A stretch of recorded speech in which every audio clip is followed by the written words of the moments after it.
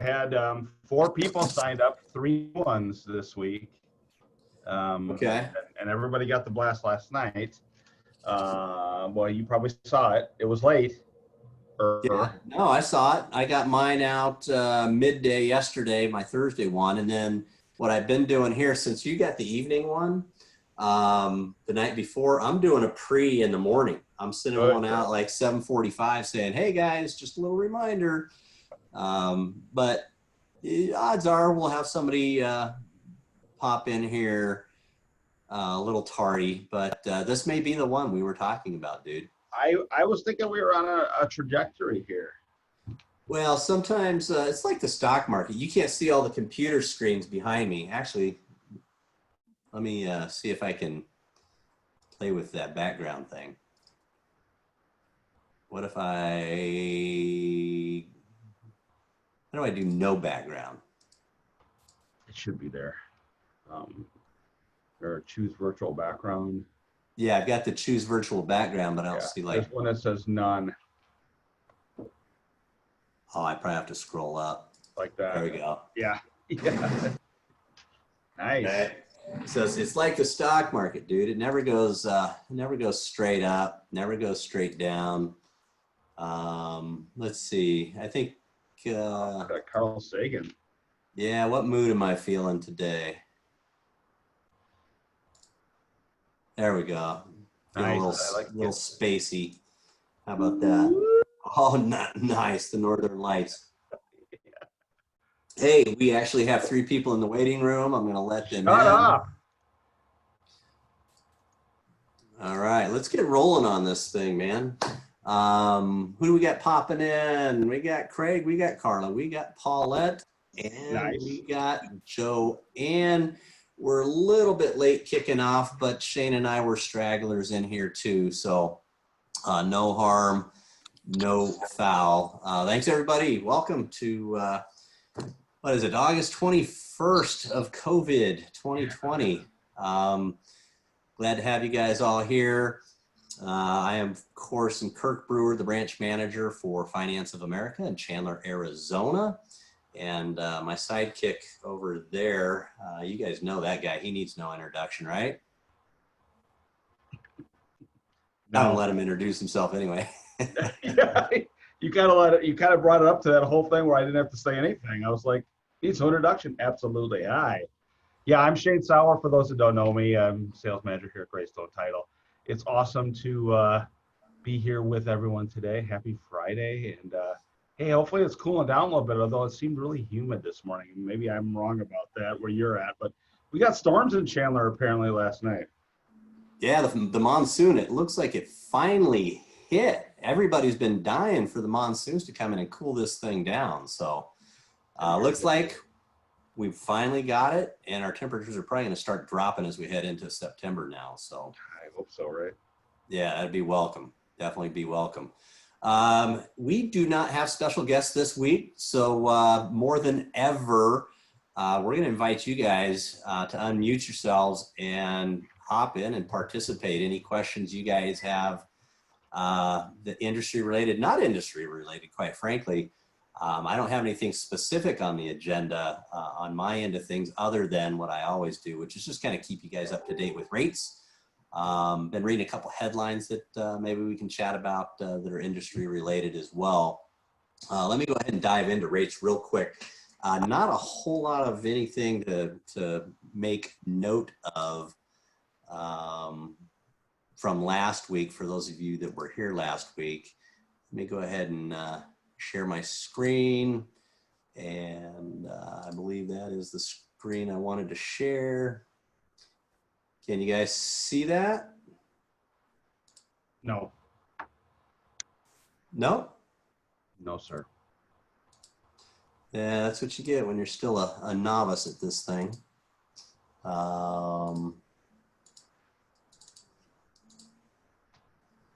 Sorry guys, bear with me. And share. There we go. Magic. All right. All right. So just real quick, because we're pretty much right where we were this time last week. Rates ticked down a little bit, but then we just kind of settled right back in where we were. So conventional 15-year fix right now at par running about 2.625. So we're still right in that kind of mid-high twos, which is just insanely crazy.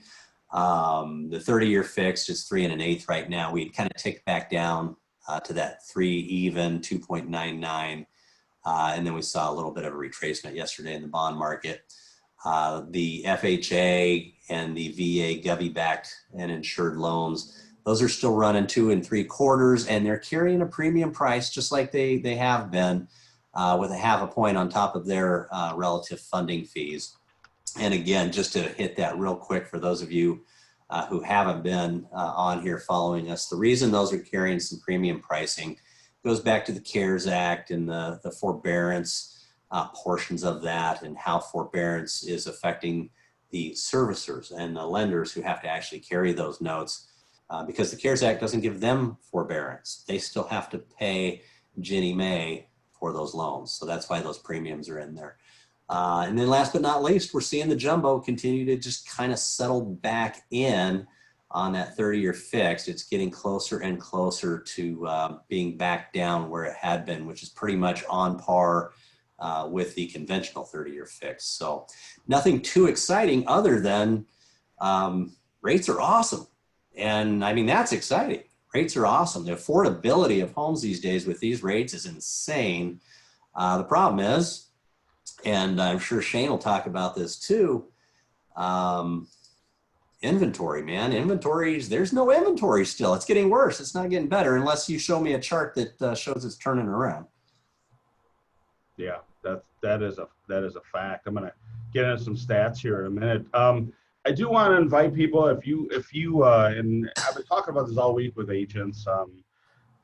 You know, everyone's looking to farm and everybody's looking to find listings because, as you know, listings are gold. So, in fact, I was on a late call yesterday with a husband and wife team out of Gilbert here last night, and you know, everybody's looking to try to generate right now. So, I've been able to help out with a lot of that stuff, and in fact, we have a Zoom class here at 10 o'clock. It's a whole Zoom morning for me this on Fridays, usually, but today we're doing a whole thing about how to generate with tools that we can provide here at Greystone, which is really awesome stuff. So we're going to dive in deep with some of the things that we can provide you to help you out and help build your pipeline. But Kirk mentioned inventory and all that stuff, so I want to dive into this a little bit. And this is our market update. I pulled up Glendale here because, you know, I always concentrate more on the Southeast Valley because that's where I'm at. But you know, the West Valley, it's like somebody trying to find the link to get on today. But Christy Ryan, did you send her an email to Kirk? Yeah, she's on our list. She's trying to. She's looking for a Zoom invite, which I know she got one. But anyway, I'm going to dip into this. Kirk, if you could. Yeah, you do that. I'll take care of Christy. Make sure she can get in. Wanted to kind of pull up Glendale and let you kind of show you what's going on. And this mirrors everywhere else in the valley, really. I mean, you can see the little buyer-seller index, how much that's jumped in the past month. I mean, we jumped up 7 points more towards the seller side, which you can see where this is going. Median list price at 350. And you can see how that's going down here as well. You know, so lots to look at here. Inventory though in Glendale, again, just like everywhere else, I mean, we're way the heck down here. You know, 216. I think looking at the Chandler chart that I was looking at yesterday, Chandler was at 211 as far as active single family listings. So really very telltale of what's going on out there. And of course, that's driving prices up and all that stuff. You can see in Glendale what came on the market last week, what sold last week, and you can see where this is going. They have a little uptick in inventory over last week, a little bit, and you can see right here that, you know, some of it wasn't, everything didn't sell, and stuff that was coming on the market. So we've been able to get a little bit of inventory going on here. But if you like these reports, again, and they're super easy to share with your clients and to post and to and to use in your normal business, let me know. Drop me an email. Let me know. I'd be more than happy to discuss some of the other things too, because yeah, we're all in this kind of together right now. Kirk, I heard something last week about rates. Was it conventionals that took that uptick pretty good last week? Was it, am I right on this, or did I mishear this? No, I think probably what you heard as far as kind of the news that kind of rocked everybody, and I don't think it got out beyond our industry, that being the mortgage industry, a whole lot. And the reason I think it probably didn't make it out to agents a whole lot is it actually really was focused entirely on refinances. Mm-hmm. The FHFA guy, Cardelli, I can't pronounce his name. He's an Italian last name guy. But they came out just unexpectedly last week and said, hey, across the board on all conventional mortgages, we are hitting 50 basis points for you. For those of you who don't work in the world of basis points, that's 0.5%, not on rate, but in the price, which that equates easily to an eighth. They basically came across the board and said, for every refinance going forward, we're going to add an eighth, and it's all coming to us, the federal government. And it kind of shook things up. There was an earthquake that day that just rippled throughout. My company handled it one way, other companies handled it another, as far as how that was going to ultimately, because it's all ultimately going to get passed on to the consumer, right? It always does. We kind of tapered into that instead of just dumping it all out on pricing on one day. At the end of the day, though, it's really more of a no never mind, because the bond markets are going to absorb that. And if you stop and think about what's been going on, those guys, Fannie and Freddie, they're buying all of these mortgages, all of them. So all of the risk is riding with Fannie and Freddie. And so for them to want to sweeten their side of it due to that risk, you know what? They're protecting all of us because they're still under conservatorship.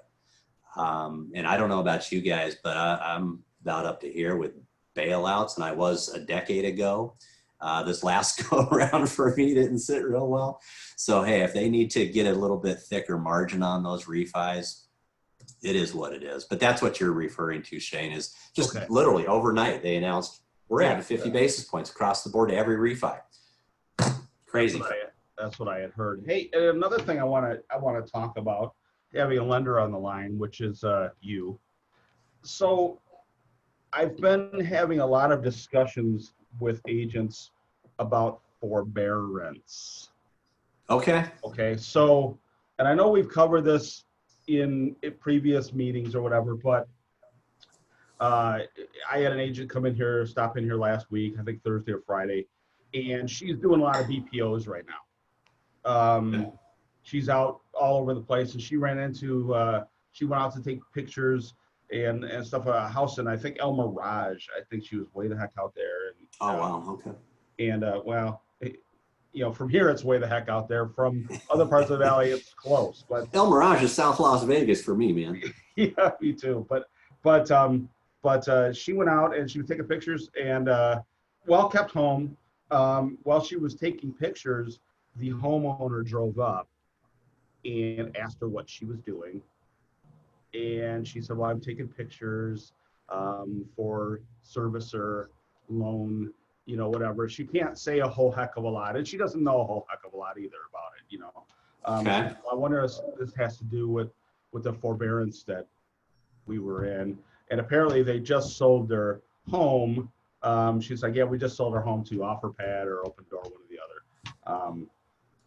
other. Anyway, this agent came into the office and was talking about this and thinking this may be a great thing to focus on as a real estate agent, to maybe pick up listings, because people in forbearance isn't forgiveness in any way.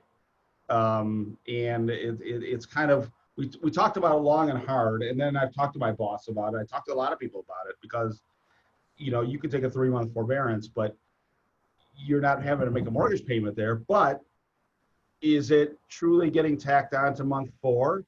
Or can you negotiate that and put it at the end of the loan? Or do people really know what they could do? And I think a lot of people don't. That's my opinion. There's a little some fine print there. I know that servicers can stick you, if you call them up and mention anything about COVID, yep, forbearance, great. And then, of course, it hits your credit rating, it hits everything. There's, That shouldn't hit your credit rating. well, I've been told a few things. That's why I'm talking to you today. So I've been told a few things this week. So she was asking if it was something that we could, as a title company, um, locate, and it isn't, because it's not a recordable event in any way. It's between Nope. the servicer and the, it's just an agreement from them. It's nothing recorded, so we can't track them. If we could, maybe that'd be awesome, No. but we can't. So maybe you could shed a little bit of light on forbearance for us. Yeah, we've talked about this several times, and it's not going away, and it's probably not for the rest of this year, and probably well into the first quarter, maybe even the second quarter. We'll just kind of have to see, how the rest of this year shapes up. But forbearance is not forgiveness. They're not forgiving the debt. What they're going to do, and for those of us who were here 10 years ago, 12 years ago, that whole thing, lenders were figuring it out as they went along. And literally every day they would wake up and dream up some new thing and tell a different client today, different than what they told a guy yesterday, regarding how they were going to handle their house and foreclosures and deeds in lieu and short sales and all of that fun stuff. I foresee them being maybe a little bit more organized on this one, but don't count on it being a whole lot more organized. So each lender is going to handle that a little bit differently as far as, okay, we're going to forbear it. However, how are we going to handle it if you're going to try and bring it current? Are you going to have to, let's say you get, you're ready to start making your payment again after 3 months. Well, technically you owe the previous 3 months plus interest, not just the principal and interest, but the principal and interest plus interest. Okay. So be mindful of that. It's principal and interest plus interest on top of your interest, because you didn't pay anything. So it's not all it's cracked up to be. It truly is a last resort that somebody should use just short of foreclosure. And we've talked about this before, as far as we shouldn't see a whole lot of foreclosures. This one you're talking about, Shane, if those people could come in and have an offer pad, open pad, home pad, whatever those guys call themselves these days, come in and buy that home from them and get out of it and have enough equity to do that, then they sure as heck can get with an agent. And in this market with low inventory, why give that equity away? That's the angle that this needs to be sold at. And how do you do it? I suspect you're going to have to do it with good old-fashioned door knocking or mailers. But save them that $10,000, $20,000 you're going to give away, because those people, they need it more than anybody right now. They need to take that equity and go live to fight another day. So how are you going to find them though? I don't know. Yeah. So listen to this though. Okay, the same agent doing the BPOs, the servicer, whoever she's working for doing the BPOs, has told her to get ready, because you're going to see a lot of foreclosures and we're going to be dumping them in your lap here very soon. I'm curious to find out who that servicer is. She told me, and I can't remember. It wasn't somebody that I recognized, but that doesn't mean anything. Because the CARES Act is, their hands are semi-tied on that. They're not going to just be able to say, hey, you're in now. There's a difference between forbearance and just flat out not paying your loan. Okay. Yeah. And there's going to be some of those people. Let's face it. We all know there's irresponsible. I know it. I have to pull people's credit every day.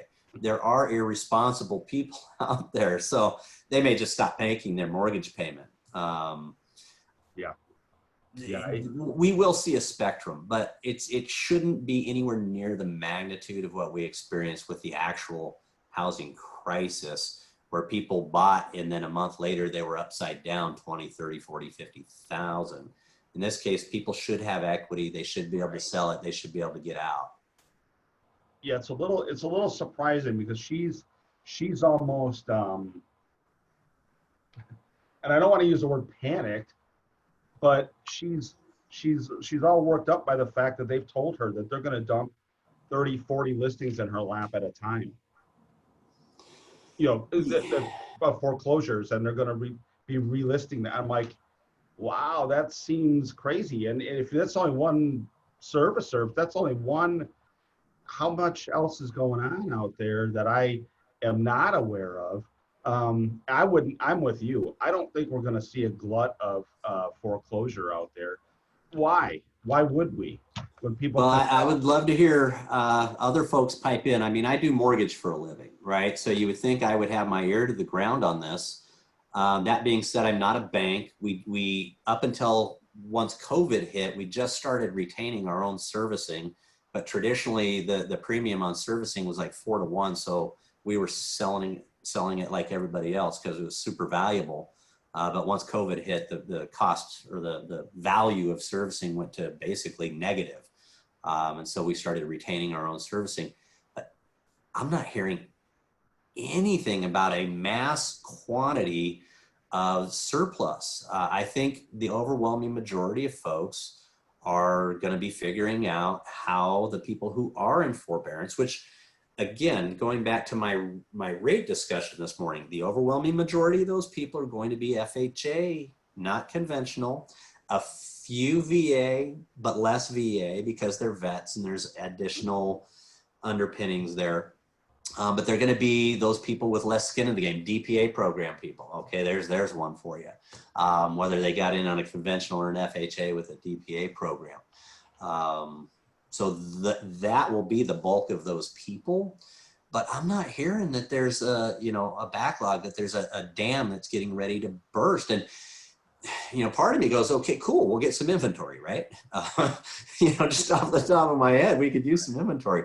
But I'm not hearing that. So I'd love to hear what other folks, if they're hearing anything, unmute yourselves, jump in. This is a topic that we're going to continue to hit, I think, for the rest of the year. So yeah. As we each hear stuff and share it, I think that'll be super valuable. Yeah, I will tell the folks that are here today. There's been a lot of talk of marketing to Canadian homeowners here in the Valley. And I will tell you that, yes, I can locate them, and yes, we can find contact info. Yes, we can find email addresses and phone numbers. And yes, agents that I've given them to are actually having success with this. Oh, so there's that's that. what you want to hear right there. Yeah, let me finish that off with that, because I just talked to an agent the other day who I just got a list to, and she's been making calls, and Canadians seem to be actually friendly. Which is good too, right? Because she's contacting them, and people are actually, a lot of Canadians apparently have the mindset that they might not be coming back down to the States because, we have COVID. Well, values are up. So, I mean, if you go by the principle of buy low, sell high, yeah, values are probably going to continue to go up, but it might not be a bad time to cash out, take your chips, and make it through whatever, each individual vacation, second home homeowners going through in their personal lives. It'd be nice. It's always nice to see a couple extra zeros in your bank account, when things are unstable. So, right. After 10 years ago, I can't see enough zeros in the account. There will never be enough zeros, but and there aren't enough zeros. But yeah, that's good to hear. That's good to hear. Anything that can get extra listings, every single listing counts. Every single listing counts right now. Yeah, it's amazing because we desperately need the listings, and they are gold, as you know. But and really, it doesn't matter the price point. It doesn't matter anything. They're going that quick. Boom, boom, boom. I can't keep ahead of marketing. I can't stay ahead of people. I mean, I see listings pop. I contact. It's already under contract. It's like, really? But I do the best I can. I'm not Zoltar. I can't. I wish that I was. I wish I had that crystal ball or whatever, and I could predict when listings are coming on the market and have everything ready for you, but I'm kind of trailing a little bit. So that is my wife's favorite movie, by the way. Good reference. Big. Yeah. Yeah. Yeah, it's a classic. I love the commercial with Zoltar in it now too that I've seen, which is I can't remember what commercial, who's it for, but it's got Zoltar in it, which I'm like, awesome. Nice. Zoltar. Nice.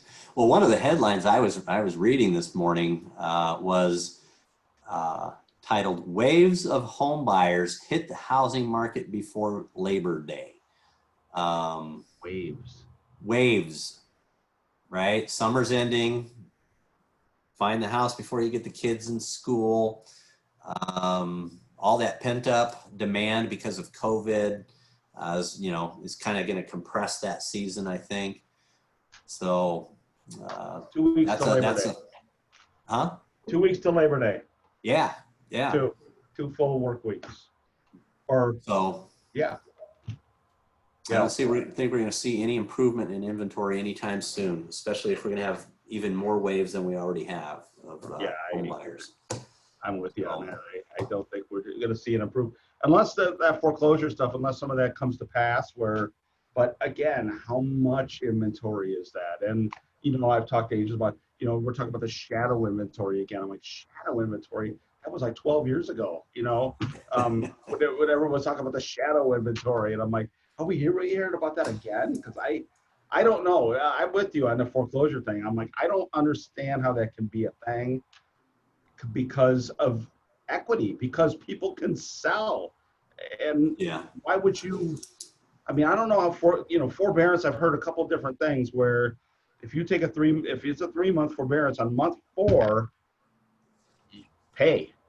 The juice is on the whole time. Now you got to pay. But then I heard you can negotiate that and put that what you owe into the back end of the loan.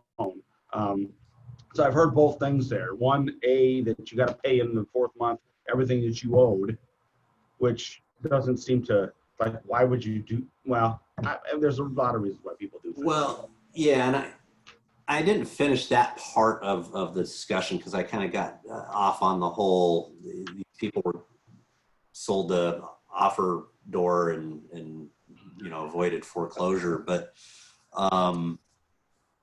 the fact of the matter is, I don't think the forbearance is prescribed. In other words, it can be up to, and I think it's 12 months. It can be up to. So when you go into it, I don't think you have to tell them, I need 3 months. I think you go in and it can be up to. So then you have to contact them and say, okay, I'm ready to come out of forbearance. And then that's when the fun starts, which is, well, guess what? You owe us an additional X amount of principal and interest of forbearance. Well, it won't be principal because the principal's not changing. You're not making the payment, but there's this back interest, forbearance interest that you have to bring current. Now, they would love for you to bring it current right there on day 1 and then make that next mortgage payment too. That could be a substantial sum of money. So what will ultimately happen? Will they prorate it out over a span of months? Will they tack it onto the very end of the loan? Will they carry a separate note? I haven't heard that yet, but there was a ton of that back during the housing crisis where they would carry a second note for additional balances. But typically that wasn't until you sold the property and you were upside down and there was a deficiency and stuff like that. So you're going to see some variations. I think there's not going to be a one size fits all on that, but I think most normal people that don't have emergency funds, they're not going to have a choice. It's going to have to be prorated out at some amount per month extra above the minimum mortgage payment, or flat out just tacked on to the end of the loan and continue to accrue interest further out than the normal 30-year term. And then obviously when you sell the home, the whole balance will come due. That's one way it's going to be taken care of for those people who can't bring it current and they do choose to sell, right? Is it'll just be tacked onto the payoff and it'll be paid off then. If I was out chasing for listings right now, that'd probably be the thing I would do. Is I would be doing some serious mailings to catch the 2 or 3 people per neighborhood or 1 person per neighborhood that maybe is in forbearance. And Good morning. How are you?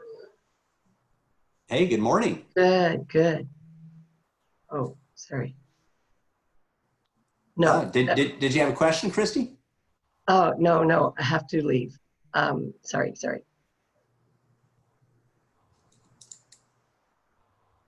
Oh, So I think we lost Christy. Okay. So yeah, she's kind of frozen up there, which is it's like an action shot. So I'm always afraid I'll get one of those.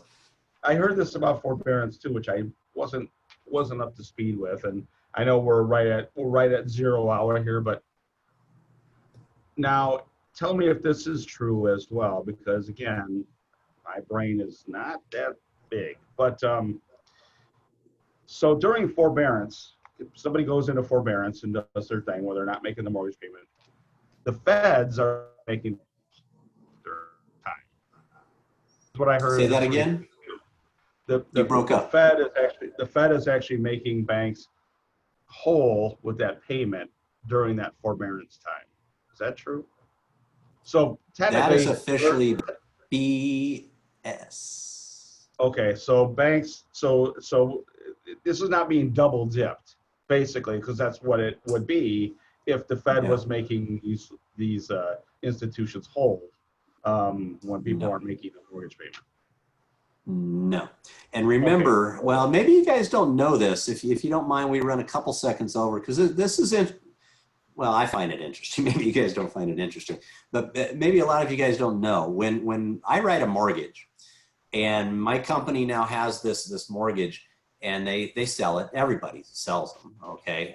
They don't retain them, because if they retain them, they don't have any more money to lend out. So everybody sells their loans once they write them. But there's 2 pieces of that loan that get sold. There's the note that says, hey, we lent out $200,000 at 3.5% interest, and we're going to get X amount of interest per month on that amortization schedule until payoff. That's an asset, right? And that's why they write that loan. They want that guaranteed cash flow. However, they don't want to service that loan, okay? They just want to own that thing, kind of like somebody who has a portfolio of rental properties, right? They want the rental properties, but they don't want to manage them. So that's where servicers come in. They're the property management company for mortgages, for lack of a better analogy. And when the servicer signs the agreement to service those loans, they agree to make the payment to the note holder. And there are no clauses in their reps and warrants if the person that owes the money stops paying them. Think about that for a second. Okay, so you're running a property management company and your tenants stop paying, but you have to keep paying the owner of the property. It can get messy real quick. So the Fed is not making lenders whole or servicers whole. The lenders are whole. Okay, the ones who own the notes are whole. The servicers, they're not making the servicers whole. Now, they're making money available at the Fed window for overnight lending and things like that to meet margins and margin calls, reserve requirements. But that whole forbearance thing that came out of the CARES Act, it was a cluster. It was a serious cluster. And that's why I go back to when I'm showing you the pricing on FHA and VA, why those are still bearing that premium of a 0.5 point. You can't even get that loan at par. Because the servicers, those are the loans that are going into forbearance the most. And so those servicers need that extra pricing built into the new ones they're writing as a hedge. So try and keep that short. It's a little more complex than that, but no, the Fed's not making them whole. Okay, we're still having to cover all those. That's why there's risk involved, right? There's risk associated with mortgages. This isn't a 100% guaranteed business that we write loans and people pay us back. So it's not. I thought it was. Never has been. Where do you think I get all this gray hair, man? Yeah, right on. Well, I think we're pretty much at the end of our show today. We got the wonderful Jay Josephs next week. don't we? Yeah, I'm excited about next week. If you guys have never been at any of Jay's classes, do not miss next week. While we only have him for 15 or 20 minutes because these are relatively short, Jay is a wealth of knowledge. I've known Jay for almost my entire career here in the Valley. Owns JAG Appraisals, also was owner of VTS Appraisal Management Company. They sold out, so I think Jay did okay for himself, but he's still out there doing appraisals with JAG. He's a wealth of knowledge. So if you guys got questions about appraisals, period, appraisals during COVID, which is really what I'm interested in hearing, how everything's going during COVID, for appraisers and the practices they're doing on a daily basis to make people feel comfortable and all that good stuff. Don't miss it. Should be great. And of course, we're going to have Emma back with some social media tips as well. Emma's kind of a regular here, so she'll be sharing another social media tip for you guys. Well, it's going to be a great weekend. We're at the end of the show. I thank everybody for coming today and show up and hanging with us for a little bit, and have a great weekend. We're both here for you, so please let us know if we can help. Kirk obviously on loans and I on title, and it's a great little family. Yeah, you guys got some buyers and you actually have some properties that you want to write on, need a pre-qual. You guys know where to find me. Take care, guys. Have a great weekend. Appreciate you.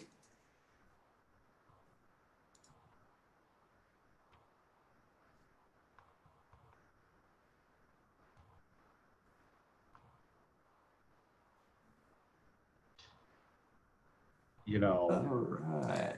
Hang on one second here, my friend.